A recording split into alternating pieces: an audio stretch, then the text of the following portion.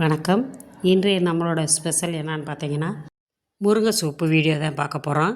இந்த முருங்கை சூப்புக்கு நல்ல கொழுந்து கீரையாக எடுத்து நல்லா சுத்தம் பண்ணிவிட்டு ஒரு 2 கைப்பிடி அளவுக்கு நான் சேர்த்துருக்கேன். இப்போ வாங்க முருங்கை சூப்பு எப்படி செய்கிறதுன்னு நம்ம பார்க்கலாம். இந்த முருங்கைக்கீரைக்கு நான் தேவையான பொருள் பார்த்திங்கன்னா, முருங்கைக்கீரையோட என்னென்ன பொருள் சேர்த்துருக்கிறதுன்னு பார்த்துக்கலாம். இதில் நான் 1 ஸ்பூனு சீரகம், 1 ஸ்பூன் மிளகு, கல் உப்பு, 1/4 டீஸ்பூன் மஞ்சத்தூள், ஒரு பெரிய பூண்டு பல், ஒரு 4-5 சின்ன வெங்காயம் சேர்த்து சின்ன வெங்காயம் பூண்டையும் உடகல்ல வச்சு நல்லா தட்டிட்டு போடுங்க.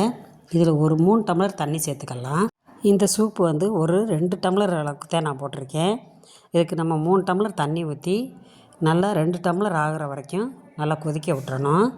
நான் முருங்கைக்கீரை இதில் ஒரு 2 கைப்பிடி அளவு சேர்த்துருக்குறேன். இது 2 பேர் குடிக்கிற அளவுக்கு தான் இருக்கும்.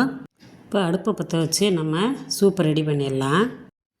இப்போ இந்த சூப்பு நல்லா கொதித்து வரட்டும். கொதித்து வந்ததுக்கு பின்னாடி வைக்கலாம். இது நம்ம மூடி போட்டு மூடக்கூடாது. மூடி போட்டு மூடினோம்னா முருங்கை சூப்பு கடுக்கிற மாதிரி இருக்கும், டேஸ்ட் இருக்காது. அதனால் நம்ம மூடி போடாமல் பக்கத்துலேயே இருந்து நம்ம அதை கிண்டி விட்டுக்கிட்டே இருந்தோம்னா நல்லா கொதித்து வந்துடணும்.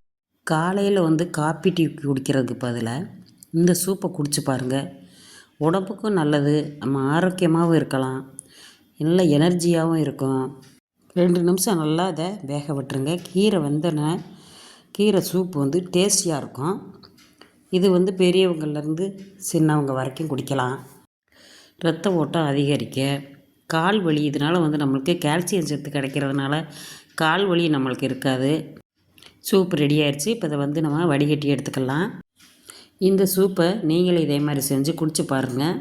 தினந்தோறும் இது மாதிரி செஞ்சு நீங்கள் குடிக்க முடியல அப்படின்னா வாரத்தில் ஒரு 3 நாளாவது நீங்கள் இது மாதிரி செஞ்சு குடிச்சு பாருங்கள்.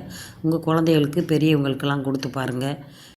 இந்த வீடியோ உங்களுக்கு பிடிச்சிருந்துச்சுன்னா நம்ம சேனலுக்கு லைக் பண்ணுங்கள். அமிர்தம் அம்மா சேனலை மறக்காமல் சப்ஸ்கிரைப் பண்ணுங்கள். உங்கள் ஃப்ரெண்ட்ஸுகளுக்கெல்லாம் ஷேர் பண்ணி விடுங்க. மறக்காமல் பெல் பட்டன் தட்டினீங்கன்னா ஆளுங்கிற ஆப்ஷன் வரும். அதையும் தட்டினீங்கன்னா நாம் போடுற வீடியோ உடனுக்குடனே உங்களுக்கு சேரும். மீண்டும் அடுத்த வீடியோவில் பார்க்கலாம். தேங்க்யூ.